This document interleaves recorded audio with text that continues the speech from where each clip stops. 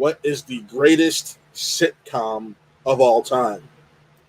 Now, that is very hard to read from the thumbnail, by the way. Yeah, no, that was part of the beauty of it, because remember the old fashioned TV, what's noise and what. You think I'm like 6 years old? Like, or you think, like, my God. How young do you think it is, or how old do you think I am? Like, remember when TVs had boxes on the back of them? You're older like me. That's why. He's the baby of this group. Oh yeah. Yeah, for audio listeners, Nick is literally 6 years old. Yeah, I remember television.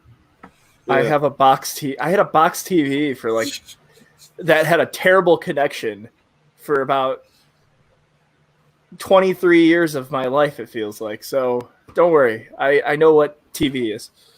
I remember AV cables. But yeah. So without further ado, I'm gonna bring up the 4 shows, because this was the graphic I made when Connor was still supposed to be on live with us, but hopefully he was able to do his defense of the comments. I'd love that. So here we go. The 4 shows that we each picked one. The 4 shows that we felt were the greatest television shows of all time, or greatest sitcoms of all time. Greatest sitcoms of all time. Oh, slow reveal. So we have Fresh Prince of Bel-Air, Seinfeld, The Office, and How I Met Your Mother. Now, guess who's who? No, because you already know. You know what mine is. Everybody knows. Everybody who's watching knows what Matt's is. Like, yeah, everyone knows what mine is, and for me, it's How I Met Your Mother. How I Met Your Mother to me is the best television or best sitcom. Actually, in my opinion, it's the best television show. I'm just going to be honest.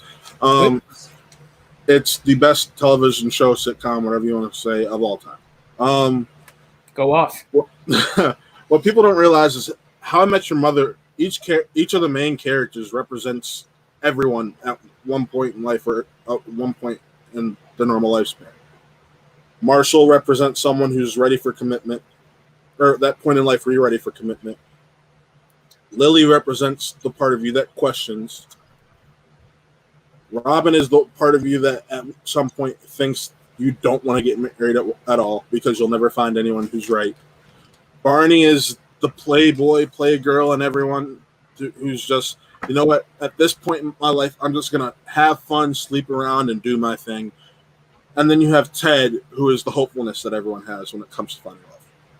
So, the series, though overall it is about Ted meeting the mother, compared to most other sitcoms, there's an overarching storyline for the entire season, and it shows growth in our characters through that storyline. While it does have wacky and crazy adventures and moments, it is just, it's one of those things where they know how to strike the right chords and make you feel when life's realistic. It's a show with actual substance and meaning behind it, unlike something like Seinfeld. Whoa, okay, he's firing shots. Well, let me go. No, so let me finish. It teaches life lessons and it has real human responses. And the wackiness actually plays at times to the fact because it's a father recanting the past to his kids. And there are times he's like, I don't remember this and the details are fuzzy, but this is what I think that happened there. This is how I remember it. And it'll just be something crazy, like when the goat beat the living shit out of Ted. So I've never watched an episode of this show. Oh, wow.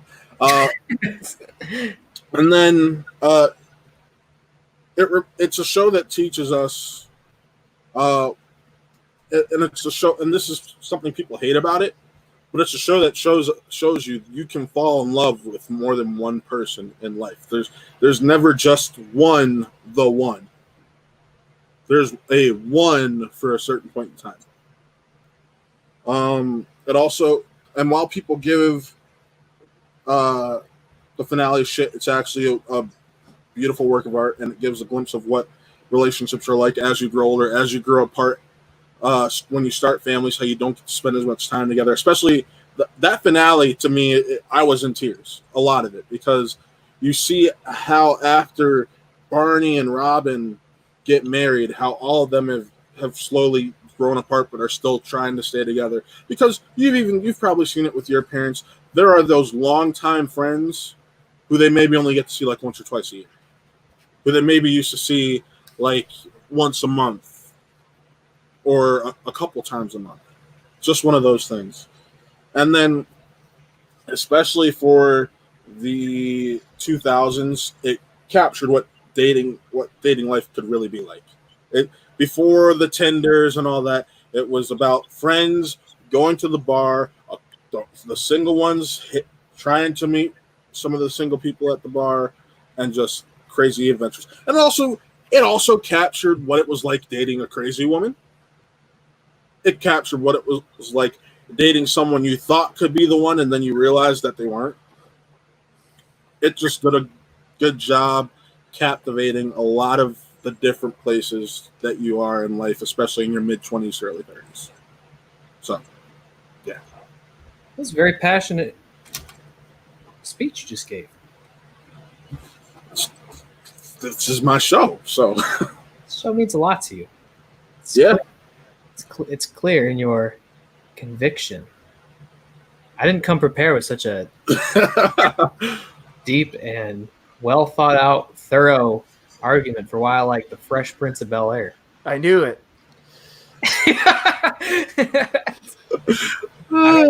Like if this is a high school debate, I have not come with any way to match what you just said.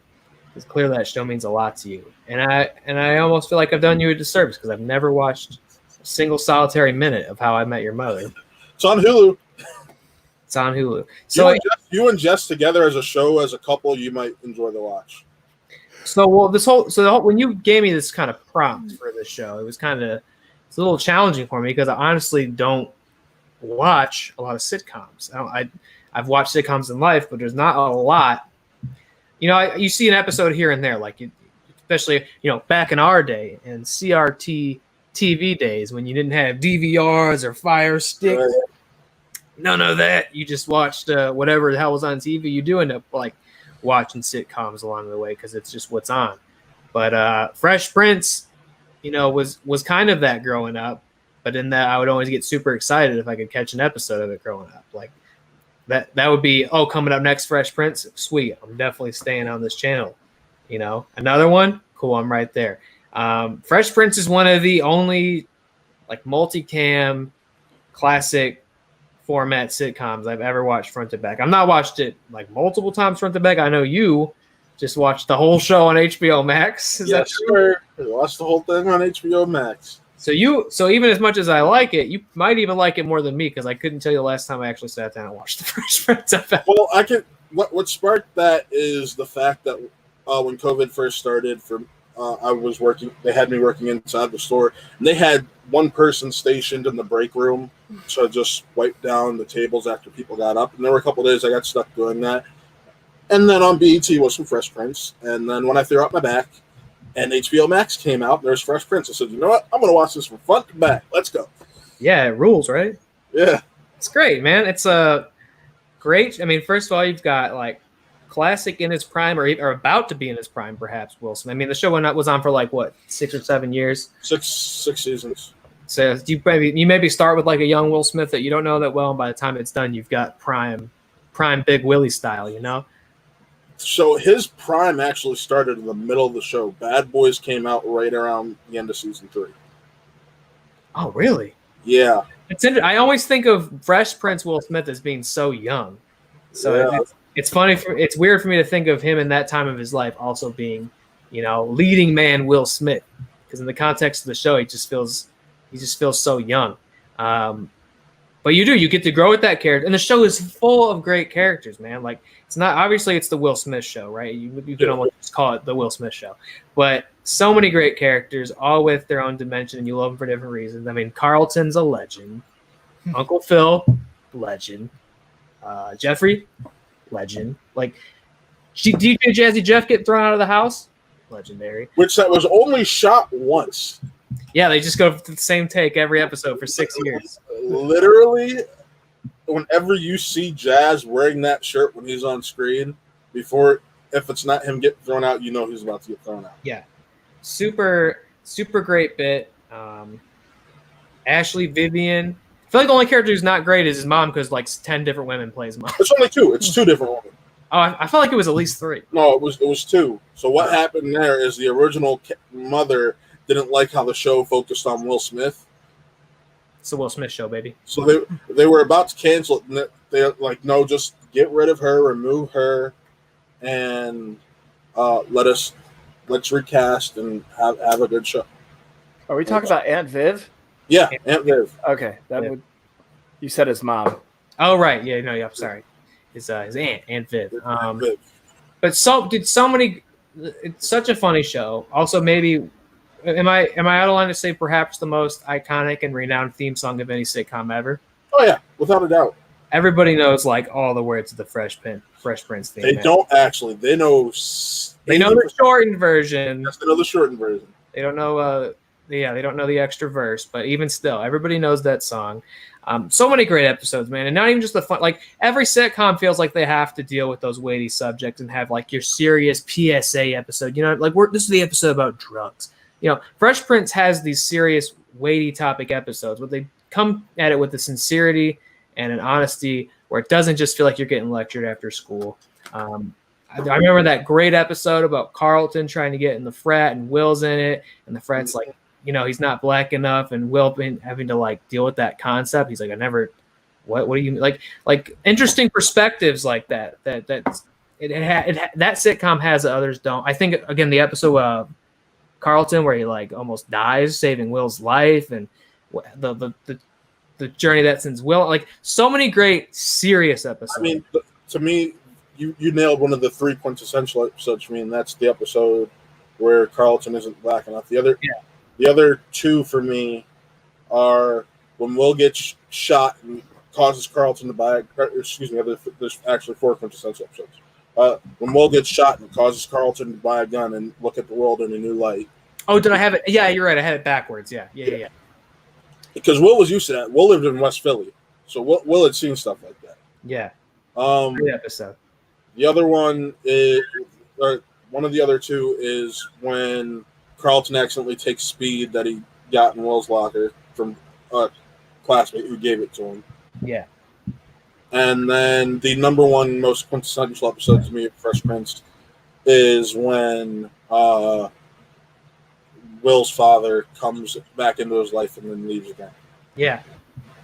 Just heavy stuff that every sitcom tries but does not always accomplish, because you care so much about the characters, because it is such a fun show, and because the humor is so great, and it just makes you connect with those characters so heavily that when things do get serious and they aren't funny anymore, you're not just like, oh my God, you got to talk down to me with this lecture shit like I'm a baby. Like, no, you're like, I feel for the characters. You know, I care about them. So when they're going through something, I'm going through something with them. And a great last episode, by the way. Yeah. Leaving the empty house. A great last sad, bittersweet episode. Just a great show, man. And it's one of those one. And like I said, the classic sitcom experience of like, oh, this is on, I guess I'll watch it. And, you know, I don't ever sit down and just watch TV anymore. You know, like everything I watch is because I purposely selected it and I'm putting it on. So I don't. That's probably why I don't come to your traditional sitcom much anymore. But that said, you know, if that's what was, if Fresh Prince was up next, to this day, I still would not be changing that channel. You know, like regularly scheduled broadcasting is over, and now it's Nick at Night time or whatever, right? And Fresh Prince comes on. Like, Fresh Prince is the first time. Yeah, I'm staying where I'm at, and I'm watching. It doesn't matter which episode it is. I'm captivated. I'm laughing. I'm feeling something. It's a great show, you know. And I haven't, like I said, I haven't gone back and watched it in years because that's just, I don't really watch sitcoms that often. Well, you got HBO Max. I guess. And you know what? I have a couple seasons on DVD as well. And Nick, you might be too young to remember owning shows on DVD. But a little baby boy. Yeah.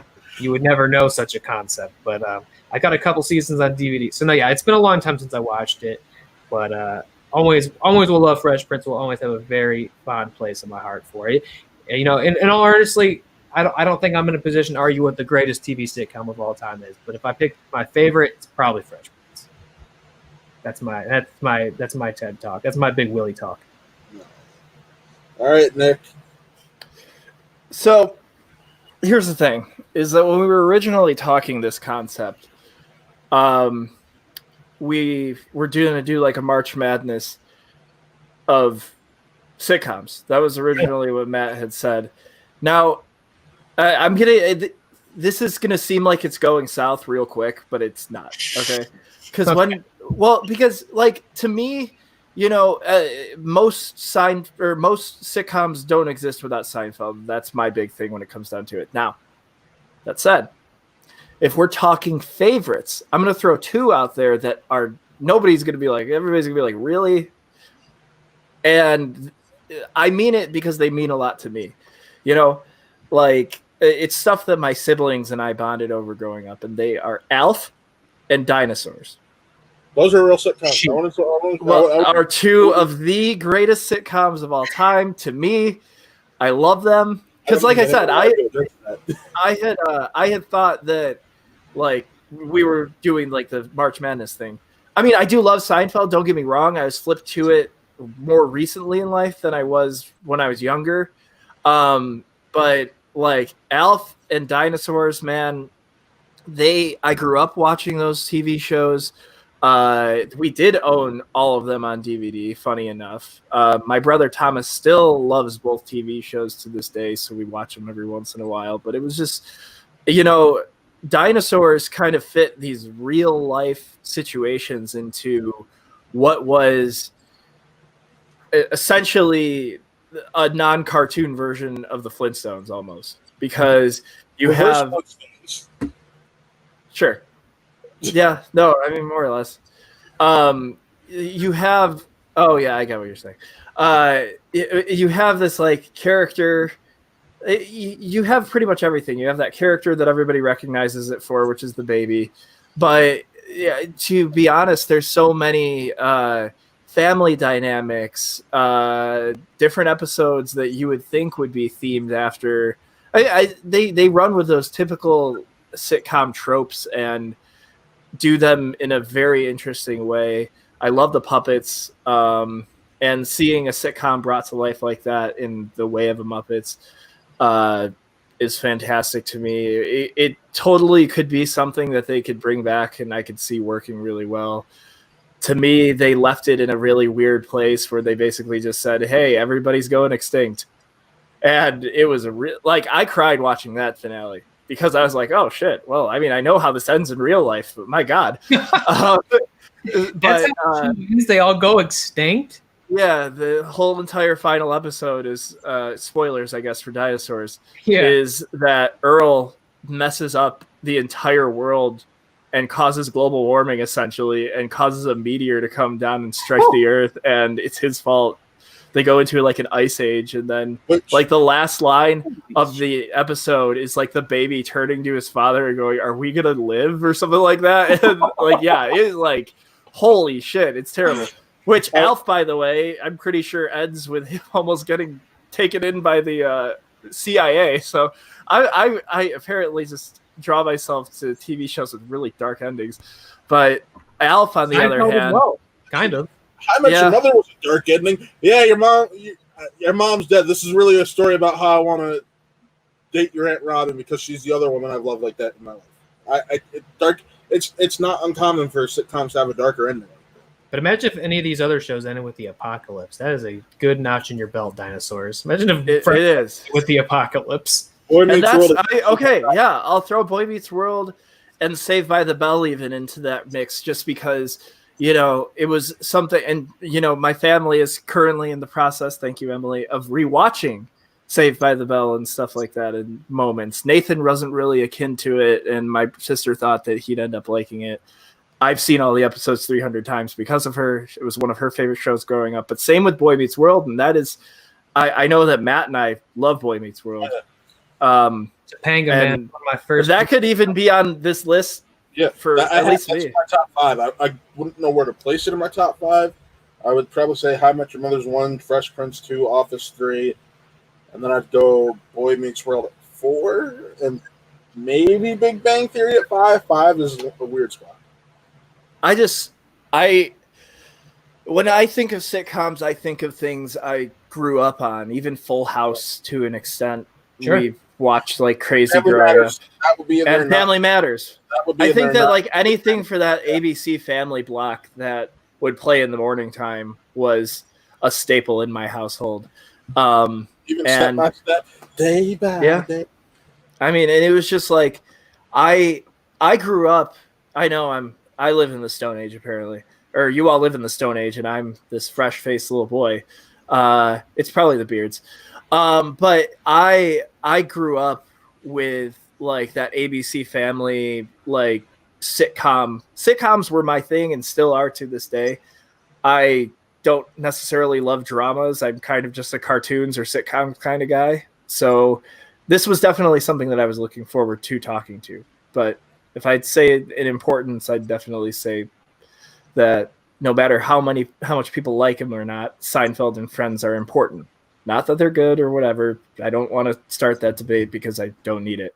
But I'm not saying it's not good. I was just saying. But I'm just, well, no, I know. I'm just saying, like, in level of importance, if we're talking most greatest sitcom of all time, I'd say they're both pretty important for spawning a lot of other stuff. But yeah, so Dinosaurs, Alf, definitely check them out. I think that Disney Plus is getting Dinosaurs soon. In the next few months. Alf, I don't know where the hell you could watch that. We own all the seasons on DVD. So, like, yeah, I know, DVD. Weird. Oh, hey, I own a series on DVD. I almost looked in that direction, but I turned my camera off because it's I have dark the over entire Smallville box set under my bed, or in my DVD drawer. So trust me, I get it. I don't want to miss it in chat because I'm gathering that Connor's pick was The Office. Yes, Connor's pick was The Office, and I was waiting for Nick to be done. The Office is a show that lives in its awkwardness. I live life in awkwardness. The way they establish relationships and expand on those, and how those relationships are built upon are beautiful.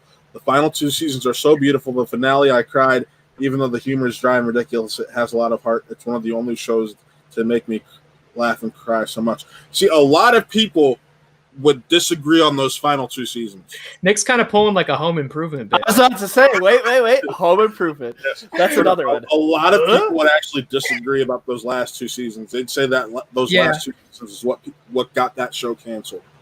I think, well, they didn't cancel it; they just ended it. Well, they felt like there wasn't any real magic behind it anymore. You know what I mean? So they're like, let's just make this the last season. The final 2 seasons being beautiful is an interesting take that I would love to hear more of, because that is a very uncommon. Yes, completely uncommon take. The finale being beautiful, oh yeah, without a doubt.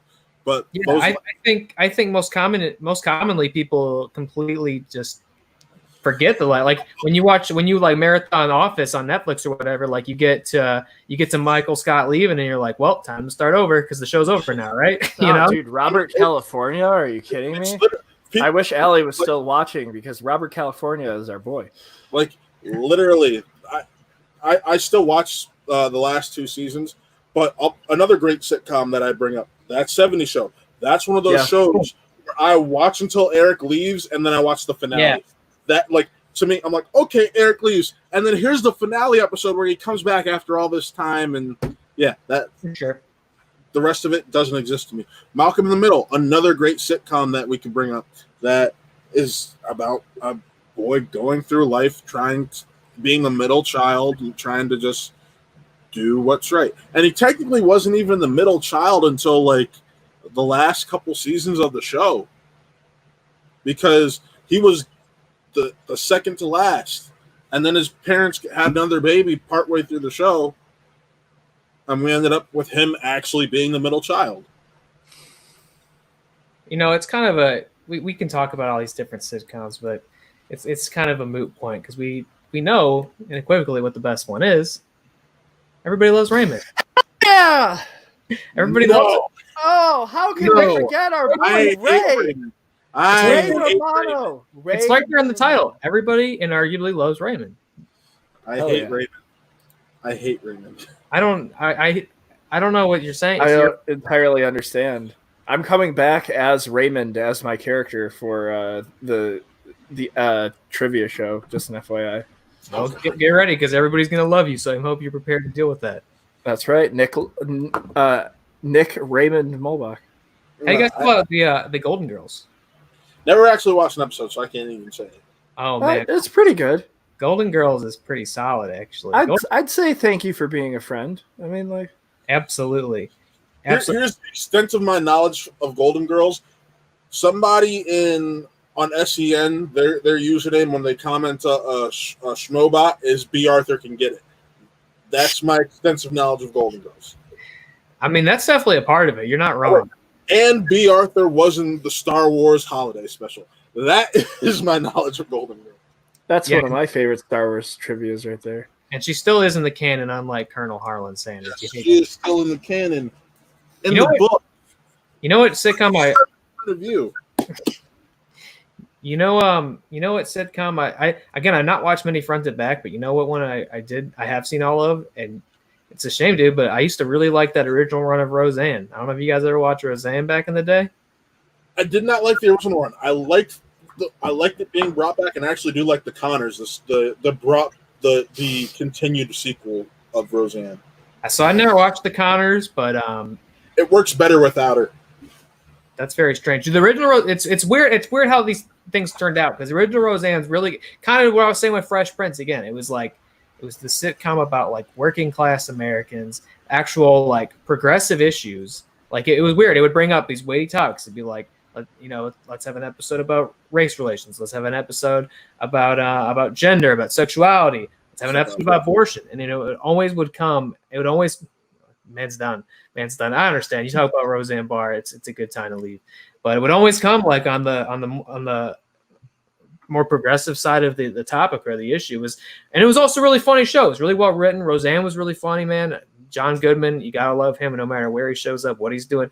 I really like the original run of Roseanne, and so kind of a shame what it eventually devolved into since it's come back. I've watched the Connors. I don't know if you watched the Connors, Nick. I have not watched the Connors, but talking about our favorite sitcoms, let's get back to this Ivor and I match. Scummy, my favorite Scummy Facebook page, Comic Book Resources, is currently running an article that says Rey Mysterio lost an eye during this match. No fucking way he lost an eye. There's no way. And all the fans think that it's true because they're sad reacting and stuff like that. I'm like, get out of here. It is pretty sad. You don't think it's sad for that man's a father. He's a family man. He's a legend. He's beloved, such as like Ray Romano. He's a career veteran. We're talking about the eye for an eye match, so you didn't really miss much. You know what? You should see. So I'm tabbing out to Google search, and as I type in Rey Mysterio, the first the autofills in eye afterwards, and then the next option is loses eye. So we'll dive in, man. We'll see. Rey Mysterio loses an eye. It looks like he did. Spoiler alert. I did that. Guy has one eye. What's next? But it's just sitcoms. Nick, you brought up the ABC Family Block. Yeah, I lived on the ABC Family Block back in middle school and elementary school. I mean, we forget about though, and I guess Taylor leaving is like a way for me to mention this because I think it's something that you and I could pretty much talk about pretty easily. But like, I don't know, would you consider like a lot of those Disney Channel shows to be considered sitcoms in a way? Yes and no. I mean, Boy Meets World is an exception because it was on that Thank God It's Friday block in my mind. But you could argue that they're sitcoms for kids. Well, I could see like That's So Raven being a sitcom and like Sweet Life being a sitcom, and I wouldn't like put those high up on any list or anything like that, but I think that they're important to mention as shows that, you know, kind of keep that alive in a way, keep that sitcom aspect alive. Preps our minds to go to that next level. Right. And I mean, and like, it's so interesting to me what we consider a sitcom even, because I don't know if I would consider The Office a sitcom personally. Not to say that it's not this great transcendent show. I'm just saying, like, it didn't entirely. When I think sitcom, I immediately go to laugh track, that 3-camera setup type style and stuff like that. I don't know if I necessarily go to The Office personally. See, while people do bring up like 3-camera style and all that, the sitcom evolved in the early 2000s to be more than just a 3. Malcolm in the Middle, as far as I can remember, was one of the first ones to step away from 3-camera. Mm-hmm. No laugh track. It's just one of those things. Yeah. And despite all this, Matt Thomas would not let me use Sex and the City as an answer to this. It's standard network television. Okay, then fine. The Geico Caveman TV show is one of the first roles for Nick Kroll, by the way, is my favorite sitcom, yes.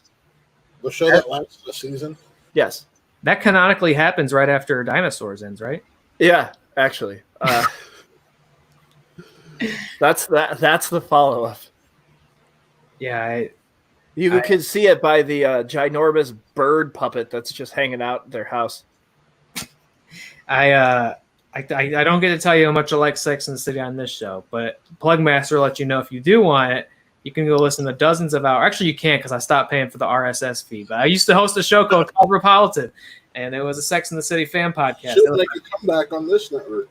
I would love that. We might make it happen one day. I'm definitely carrying that torch, though. Believe me. Sex and the City. You know what?